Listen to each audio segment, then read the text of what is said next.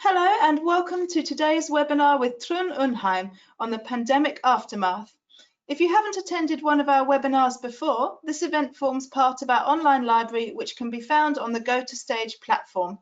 You'll find a link in the email following today's event. You may have joined the webinar listening using your computer speaker system by default. If you prefer to use your phone, just select phone call in the audio pane and the dial-in information will be displayed. Our webinar program aims to be as interactive as possible. If you have any questions for today's guest, all you need to do is type them into the questions pane of the control panel. You may send in your questions at any time during the presentation. We will collect them and address them either during or after the Q&A session. It's my pleasure to introduce you to the person who's putting the questions to Trond, Dermot Hill, Director of Stakeholderz. Good morning, everyone. Welcome. It should be a very fascinating time with Trond on the webinar this morning. But just to tell you a little bit about Stakeholderz, we're a funding platform for early stage technology ventures, looking for funding between 300,000 and $1 million. Our uniqueness lies in the fact that we have a remarkable talent base of 8,500 senior executives, and therefore we bring talent and equity to each of our ventures. So without any further ado, and at 5:30 his time in the morning, I'd like to welcome Trond Undheim, who is an internationally renowned futurist and strategy and technology innovation specialist, and also founder of Yegii Incorporated, a search engine for industry professionals. As well as his most recent book, Pandemic Aftermath, he's author of Disruption Games and Leadership from Below.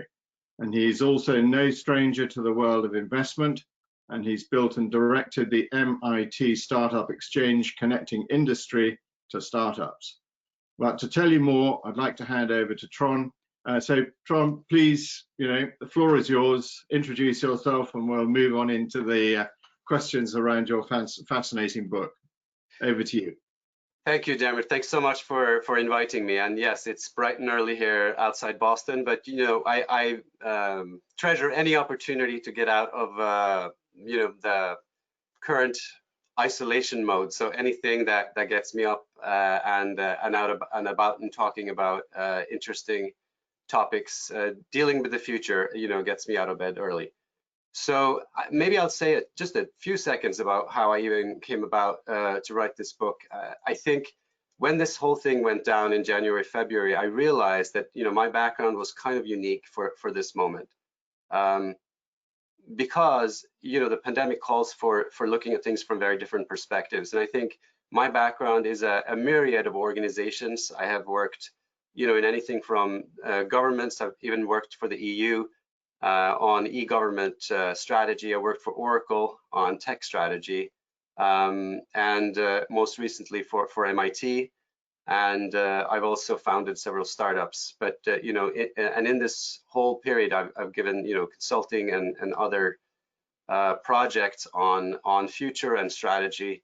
And I think the combination of all of these things that are happening calls for, I think, a mix of an understanding and just some thinking really on the long-term issues, as opposed to just getting stuck, I think, in this rut of, responding moment by moment, even just to things like, horrible things like death toll numbers. So I wanted to get out of that very immediate debate and into some much more longer-term perspectives. And I think one of the things I realized is, obviously not being a medical doctor or not really wanting to go out in the streets and present my views there, trying to be careful. I'm a parent. I wanted to, stay isolated and protect my kids. And, really, what could you do? What I could do is to write a book. And, that's what I've done. Very good. Thank you. Well, turning now to the questions. So from Oracle to MIT, building a startup to becoming an author. What has each of these amazingly diverse experiences taught you? I think, first of all, these diverse experiences happen just because I'm a person that likes to explore new things. And, in fact, readiness for the future is all about exploring new things. And I think each of these things they teach me new things every day. It's not like, I don't think anybody should look back at their life and think, you know, Oracle taught me one thing, you know, this other employment taught me one other thing. I think that the thing is you dip back into your experience all the time. And the more and the richer your experience is, the better you are equipped to understand a complex future. So I think some of these things taught me, obviously, you know, the world of business and, you know, thinking and stuff like that. And there are many, many things, right? So Oracle is a massive corporation, and it was fascinating for me to go from the EU, which was one massive animal, straight to Oracle. The contrast between the two was striking. But similarly, you know, it is, you know, and then having worked for startups and helped, you know, 1,000 startups at MIT get off the ground and scale. Again, it is the differences in scale and what it takes to present a message, what you know, what the world really needs, and trying to understand what products really make sense to people. Those are, you know, some of the things that the experiences have taught me. But I would say, you know, it all depends what question you're asking. I think, you know, the most important thing for these experiences is, as I said, dip back into them. Whenever you are wondering, you know, what's happening, it does make sense to look back at your own experience and say, well, when I experienced something similar in a different context, what did I do and what did people around me do? I think that's what all of our experience should tell us. I will tell you one thing though, when you don't spend 20 years for one employer, you do lose something. So I think we as a society, as more and more of us are becoming like me, right? You know, through 3 to 5 years in every job experience, there is something that's lost there. And I think that thread picks up on this author bit. I felt very strongly now and at this time in my career that it was important to really reflect on where I was. And rather than just sitting isolated, reflecting, you know, for myself, I think part of reason why I'm, you know, now very actively exploring being an author is that I wanted to share and also learn and understand how my reflections really reflect what other people are thinking. I think what you're describing is the value of experience and wisdom, which is, of course, is accumulated over time. And what I think also is that you've just described losing something, having not worked for a large company for 25 years. I think you've been enriched from your amazing career because you've done so many different things. I think you're a very different sort of person to a very large corporate executive. Do you want to comment on that? I completely agree with you. I am very different. But the one thing that I want to say, which actually is important in this day and age, is that we cannot lose the narrative, the grand narratives, you know, the explanations for why we are here in the world and, you know, why things are like they are. And I think one of the things that you do lose in this sort of rapid fire society where everyone's trying to sample different things, and, you know, you could be kind of construed a little bit as a dilettante if when you just have so many different types of experiences. But, you know, I would obviously argue this is really the only choice you have right now. But what I am also quite concerned about, and I experienced this at MIT, even at a school like that where they are stellar researchers, but also presenters and really strong thinkers, thought leadership doesn't really have an enormous space in our society anymore. You can't really hold a lecture. You are expected to take a question from a student after about 15 seconds. So, you know, there is something lost, you know, and that doesn't have to do with employers. It's just that we cannot concentrate anymore. And that's actually one of the reasons why, in addition to, you know, being an author, I really appreciate this webinar and podcast concept, because it gives a little more time for reflection. And it is an interesting medium, actually. The voice, you know, I think really produces the opportunity for reflection, both speaking what you think and I think listening to it adds kind of a timbre to the reflection that sometimes, I mean, I think it was about to be lost in, you know, in this very frenetic society that that we are. Very good. Helen, can we move to the next question, please? So building on your time for reflection then, your new book is Pandemic Aftermath. What's it about? I have read a very large part of it, and I find it intriguing what you've done and what you've gathered there, but back to you. In a nutshell, what this is about is our next decade. And I try to say, you know, we could write any kind of, we could have written, or anybody could have thought of, you know, what's the next decade going to look like. In fact, I'm sure you all received these emails at the end of the year, or, you know, the first week of January with, you know, what is the next decade going to bring us? The striking thing, however, is that because of this one event, and I don't want to overstate this one event, but I think what I realized is it's not a one event, it is a cascade of events. It starts a cascade of new events, and it's going to impact us for a decade. And the first moment I saw that and realized I needed to write about it was, I think, just about the end of January, when the WHO was not declaring it a pandemic. I realized the reason this is becoming a big event actually has nothing to do with public health. It's a politically created crisis.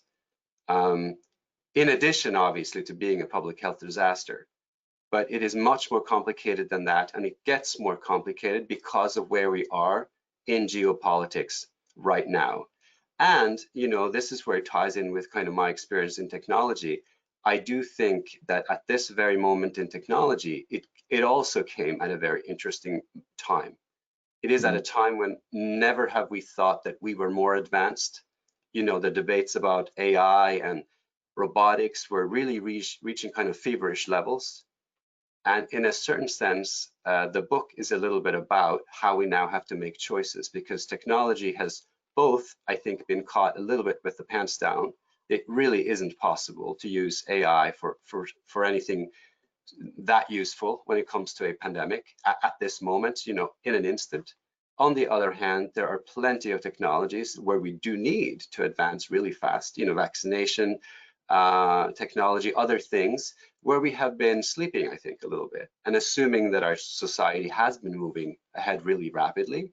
But in fact, in important areas like remote learning technology, you know, any kind of e-learning, all of these areas have been really going very, very slowly. And I don't think as a society we realized, because I think, I'm just speaking for myself, I thought, you know, e-learning was going slowly as a field just because the skills weren't there. But, you know, that's just one example of what I would say, a realization that a pandemic suddenly then has an enormous impact potentially on where technology and innovation should be going, obviously, but also where it can go. It actually sets a new use context, and it challenges us in interesting ways. But Pandemic Aftermath is really about the next decade. It's about 5 scenarios that I painted. We can get into those scenarios, but what I realized is you cannot really know what the future holds, but it is very important to imagine what the future holds, because the lack of imagination, I think, in large societies like the UK and the US is largely why we are where we are right now, you know, 200 days after the onset of the pandemic. So what is interesting, I think, in the early stages of your book, you set in context previous pandemics. You say there have been 9 known pandemics globally since our records began as humanity, if you like. You cite the Black Death as being hugely traumatic, 75 to 200 million people killed globally. You also cite 1919 and the Spanish flu, 50 to 100 million people killed globally. And then also you talk about a black swan event, which I think is amazing, because you tie that into some really interesting things about the arrival of the internet and personal computers could be seen as very constructive, but also devastating things like 9/11. And then you begin to put levels to it. So you define 9/11 as a level 5, and then you go on to define COVID-19 as a level 8.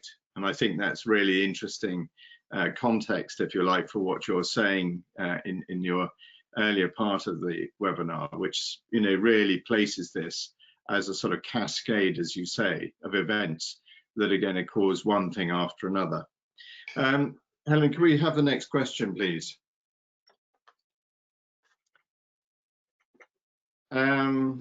So in your book, you describe 5 scenarios, and you mentioned this. And what I love about your scenarios is that the first page, half page, is this is what's actually happened in the background and the context for it, and the rest is fiction. And then I think I thought I wanted to put in a warning there.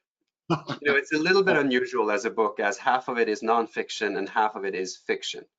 Yeah. People who are not used to reading scenarios, and I don't think a lot of people are used to reading scenarios, because as I discovered, one thing you didn't mention is in chapter, I don't know, 3 or 4, I go through 15 different government pandemic exercises, and I realize these exercises are horrendously low on imagination, right? They are all about just disease numbers and things that public health officials and I guess they assume presidents and things should be concerned about. So I realized I wanted to create something that actually was alive. I wanted to create scenarios with real live people that could have lived, and to see how they live within these scenarios, because it's so easy to just try to paint a picture of some horrendous reality or even a utopian society, but without being able to really explain evolution. And that's, I think, different in these scenarios. They evolve over a 10-year time. They are not, jails where you are forced into certain things.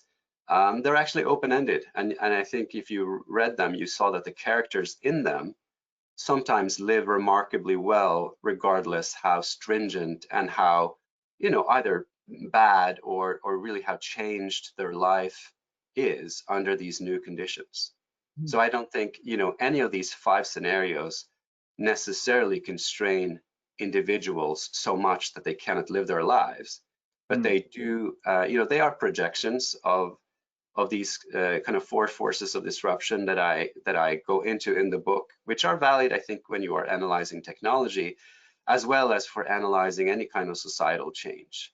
And so it's it has to do with how conditions for technology evolve, for policy and regulation, business models, which are super important for things that I think stakeholders are interested in, investing in startups, and then lastly, social dynamics. Because you can make any kind of plans, right, as for products or how you want to evolve a society. But if you don't take into account the reactions you get and the consumer or social embedding of all of your plans, they can all fall apart. So these scenarios is I guess I don't know which one you want to go into. Status quo is kind of the most hopeful scenario. I mean, I think we've got to be mindful of the other questions we want to get through, but yeah, status quo, I think, is just talk about status quo for a minute or two. Well, that is really the dream scenario, which is, I'm hoping the vaccine works. I'm hoping we can continue to innovate in technology. I'm hoping nothing major happens in terms of wars or negative fallouts from social movements that are exploiting this disaster to create havoc or create new allegiances like we see in many of the other scenarios. This is a heyday for the mafia, for Al-Qaeda, for Boko Haram, or any kind of drug cartel that have now started to push medicines and treatments and basically food to populations, and are really exploiting this to become viewed as positive actors, especially when governments are failing to respond. So this is really a watershed moment in terms of geopolitics, in terms of trade, in terms of who is viewed as legitimate, and I think in terms of really where the governance is going to go in the global society. Borderless world is many people's dream. The kind of world federal society where no nation state really rules anymore.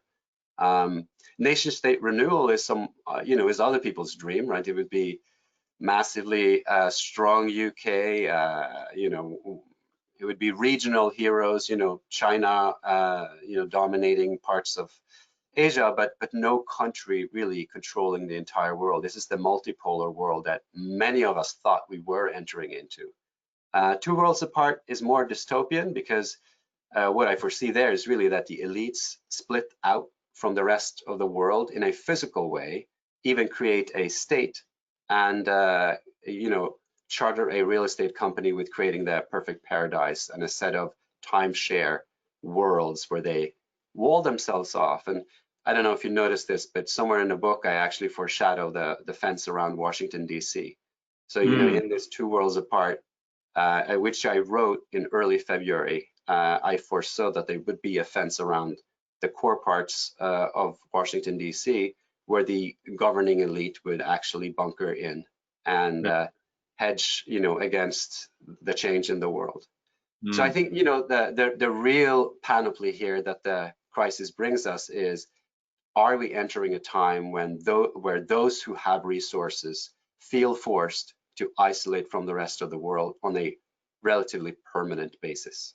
That's actually the real question. And then the real question I also have is, what happens to the sense of touch, as I write about in the book? I don't know if you picked up on that, but I'm obviously intrigued by the scenario that technology in terms of augmented reality now can make quantum leaps, because there's an investability that was never there before.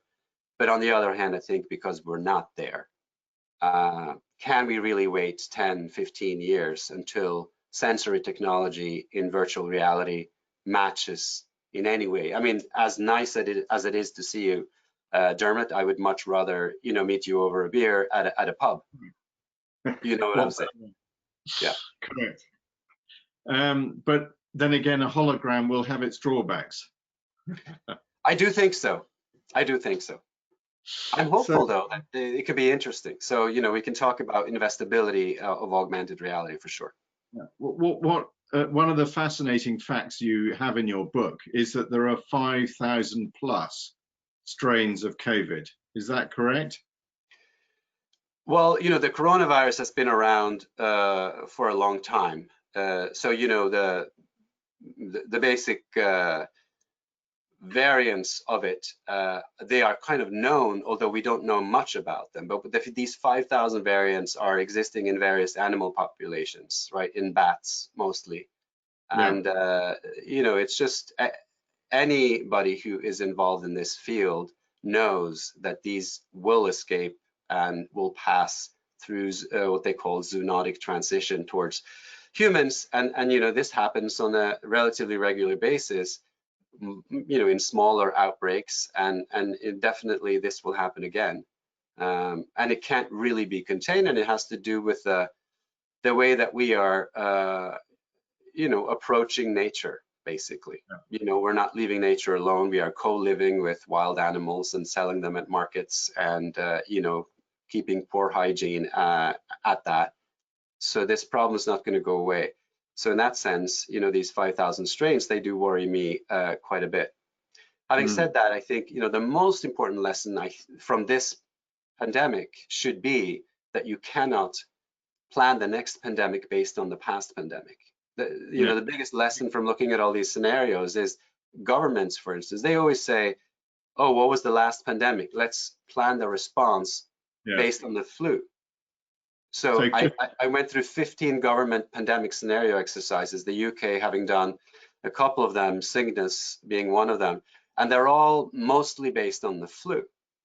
Just because the flu is another, interesting, viral disease, but it could be something different next time. So it's not necessarily these 5,000 strains that worry me. It could be anything. It could be a very different virus.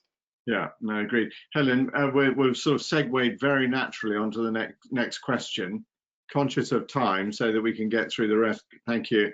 So, I mean, I think that's absolutely fascinating. So,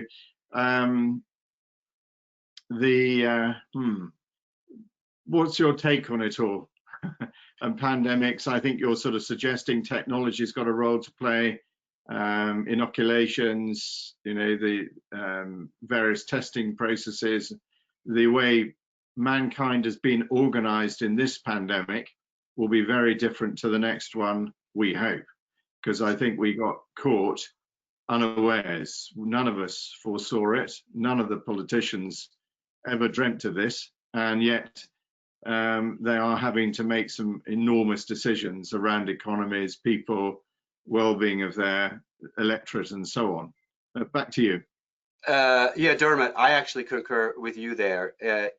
It's unfair to blame politicians for this pandemic, no matter how bad some of the governments have responded to this pandemic. Yeah. I think that at least the way that I read all of these pandemic preparedness exercises, they were all just unimaginative, but you can't blame people for being unimaginative.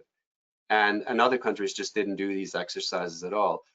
What I take away from this really largely is that the field of public health is in massive crisis. So if you look at innovation, this is a field that has not innovated, that systemically has remained in the 14th century. If you look at the main tools we have for public health intervention, if you look at the way people in public health, you know, they are blessed people and they have received a lot of accolades lately. But I also think that, and it's not their fault per se that innovation has been low, it's all of our faults not to prioritize this field, see it as an innovative field where you can make a lot of difference. But, you know, just to run through all these things that we are subjected to right now, quarantine is a principle invented in the 14th century Venice when they were trying to quarantine boats in the Black Death and realized that 30 days, Trentina, was not enough. So their innovation was add another 10 days. Okay, so that's, you know, quite a few centuries ago. Hand washing was invented by a combination of an Austrian doctor, I believe Semmelweis, who discovered that, you know, it was not a wise idea to have the morgue next to the nursery for, you know, and in childbirth.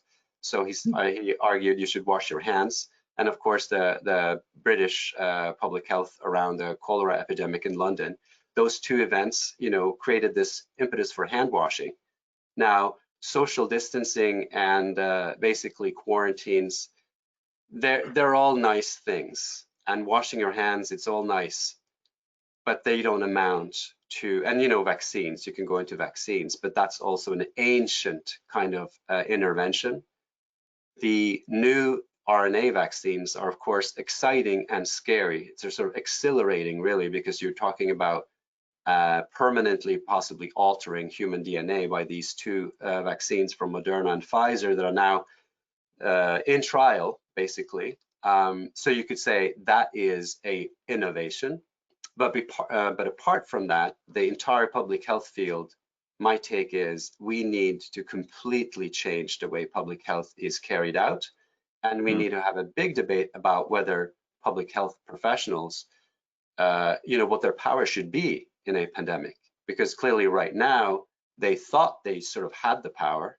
And then in country after country, partly because their response just was medical and a slightly outdated and somewhat draconic.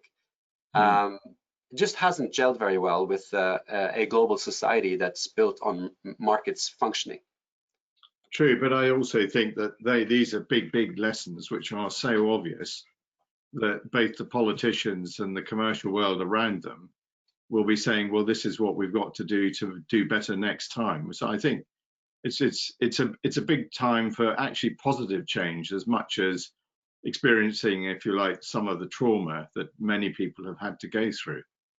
I agree with that. So, you know, if you want to go into the positive consequences of all of this cataclysm, I would say, you know, technology innovation is definitely going to be one of them. I do actually think that public health will develop a very active innovation ecosystem after this. I think, and, you know, so both education, I think definitely, and public health, those two fields will be enormously fertile for innovation and innovative investments in the time to come.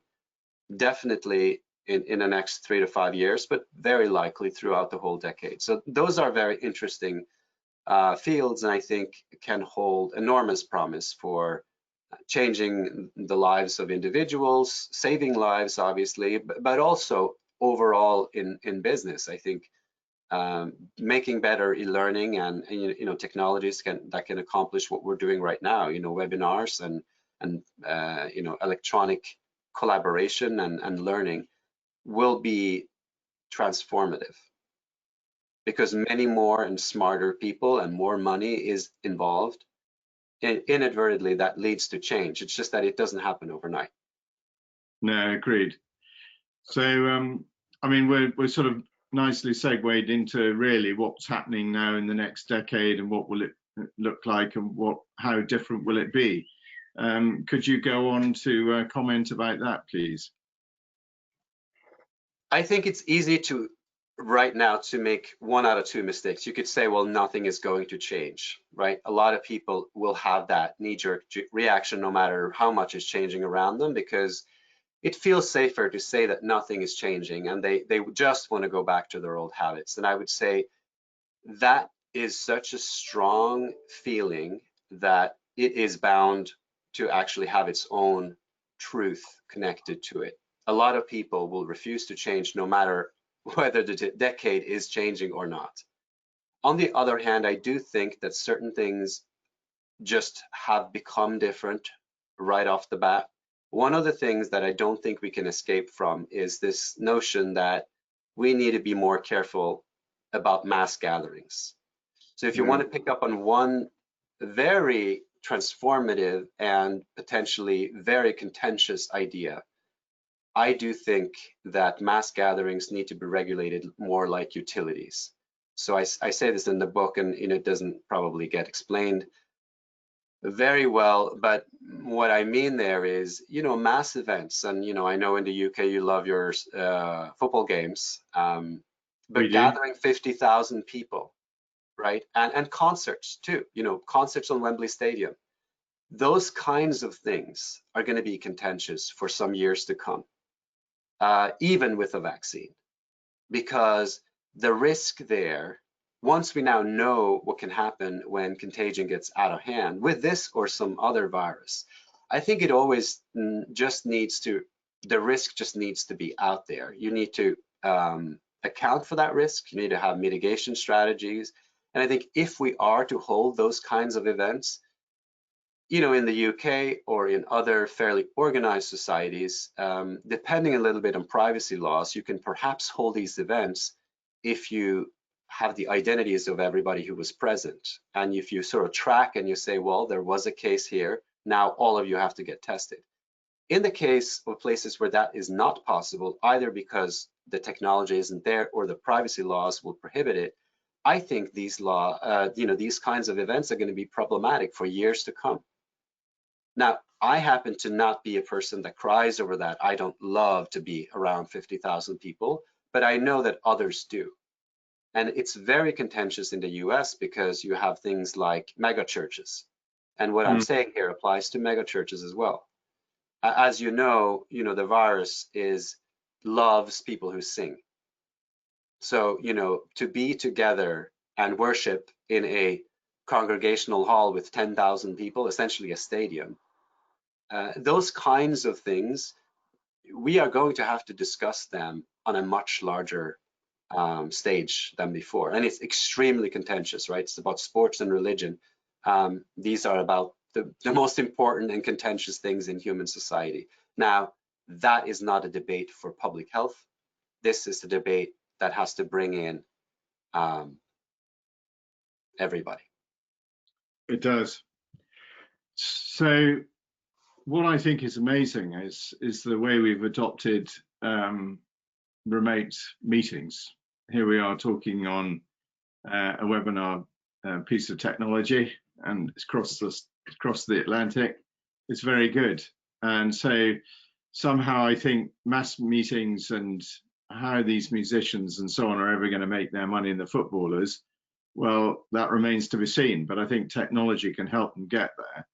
So, is technology going to be a major key to solving these big mass gatherings? Comment? I think undoubtedly technology plays a huge part. I do think that technology cannot answer all the priorities that we need to make, but I do think that actually largely technology is there and has a lot of these answers. It's just not trusted, you know, and I think some of the apps that you have seen launched in various countries, you know, I'm from Norway originally, you know, their app was shut down yesterday by the data protection authorities, and Amnesty International has called it one of the most invasive technologies they have seen by any government in recent history. So, I mean, you know, it's clear that the backlash, the potential for backlash is also there. But I do think on a positive note that both in terms of remote work and learning and vaccination and really sensory technology, anything to do with remote sensors, is going to be instrumental in giving us back the freedom to live. Not the new normal, it's a term I actually reject. I don't think there is any reason to think that we are going back to something called normalcy. But as a technologist, that still gives me some hope, because it just means that you have to readjust and you have to come up with solutions that are clever. They just aren't normal, if you know what I mean. You know, we might go into a new virtual age much faster than humanity was preparing for. I would probably be one of those that laments that. I love technology, but I think it's always better when technology is a choice. I think when it's forced on people, it's a very different thing. So one of the things innovators need to watch out for in this kind of euphoria is something that I actually looked at in my PhD over 20 years ago now, which was in the first internet heyday. I looked at remote technology and, you know, the nomadic worker. So in 1999, the hottest thing from Cisco and others was, you know, the internet is changing the way we live and work and play and conduct all of our business. And, you know, everyone was saying we're going to end up on islands or in our homes, and we're going to be CEOs of large corporations, so we're going to be knowledge workers, so we're going to conduct all of our business online. Well, what has happened in 20 years is, of course, that technology has matured slightly. Not as much as you would have expected, but the percentage increase of people who have taken to not commuting to work is still very slim. So technology has a role, but one of the reasons you cannot be too optimistic, I guess, if you think, you know, I'm involved in remote technology, is that you also need to take into account that these are regulatory things that need to be clarified. There are jobs that cannot so easily be automated. Service jobs are very tricky to do remotely. And then you have to respond to it with giving people a lot more option. And I think options will be instrumental, and simplicity in technology. Things like Zoom, I think, has shown how one fairly simple technology, which has been available through Skype and other things, and definitely, you know, through Tonberg and, you know, various iterations of the Cisco WebEx system, you know, for decades, that technology suddenly was the technology of the moment. Even though the platform wasn't that great, it was simple. And simplicity breeds usage. So one answer, I think, to what is the role of technology in responding to something acute like a crisis is that whatever it is, it has to be intuitive, it has to be simple, it has to be explainable, it has to be credible, and you have to have answers to, you know, these hard questions that will come from regulators and users alike. You can't just develop something advanced that is a black box and expect that people are going to take it at face value. Technology doesn't work that way. So the impetus on product development to be close to users is, I think, not changing with this crisis. Very good. I think what we sort of looking forward in technology, can we go to the question, please, Helen, which refers to startups? So what can startups do to enable them to respond confidently to the future economic and business environment? And I think that behind this question is also, how can they innovate in this whole area of pandemic? Indeed, we at Stakeholderz are looking at our sort of a COVID response, and how we can actually bring forward some of the world-class technologies and get them funded. So perhaps you could answer that question, Trond. So I think for startups and for other businesses, the important thing is to hedge. You cannot, and this is a little bit my strategy with writing the book, using a scenario approach. You cannot be overconfident at this point in time. I mean, I wouldn't be overconfident. If you somehow can truly see the future, then I'll rest my case.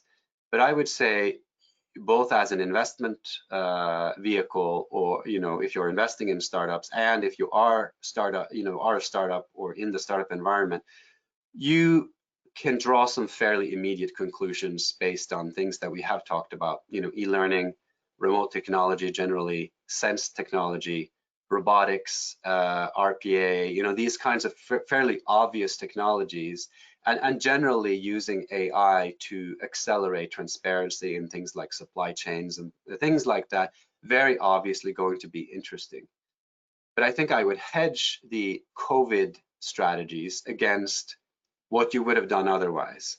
I would keep, I think, the key priorities that you already had in your investment fund. And if you are a startup, I mean, don't close the startup down just because we are in a COVID situation. As I said, if status quo is now the most realistic scenario, if 2 years from now we are kind of back to where we were, then pretty much people are going to be happy with that. They're going to go back to most of their habits. There will be some changes, but largely the investment thesis you had before, or the product plans you had before, are largely going to still be valid. But I think for startups now, the impetus is cash, right? You just have to have much more stability, and you have to be able to plan with much longer timelines, because you need to realize that the funding environment is slightly different. And I think it could change on a moment's notice. So cash is king right now, and being able to carry out your strategy without depending on the market. Which I guess isn't necessarily a fantastic message for VCs, because it sort of means that I'm advising startups to become more independent of capital markets. But I think that is the truth. If you have a startup, you need to be able to, run it on a shoestring if need be, and you need to be better capitalized, and you need to conserve your cash. Indeed. We have a term at Stakeholderz which talks about smart money.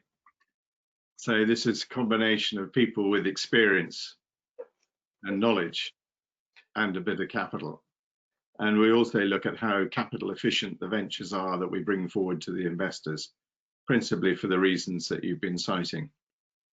Well, I think that's a sound approach. I don't think I don't think money as such is salient in any regard, right? I think that, so I guess that I would add to that startups with a wide set of experiences inside of their founding teams are going to be able to respond better to whatever comes. Yeah, agreed. So this term pivot is quite a big one.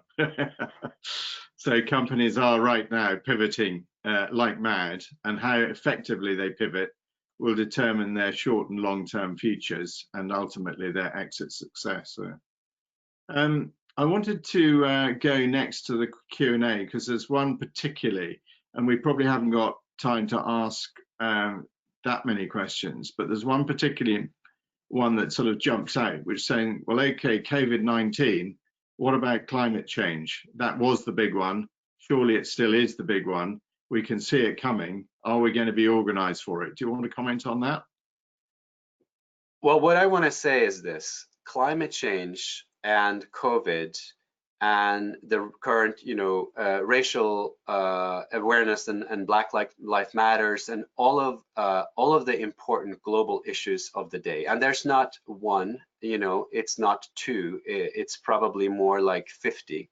Climate change being, obviously very high on that list.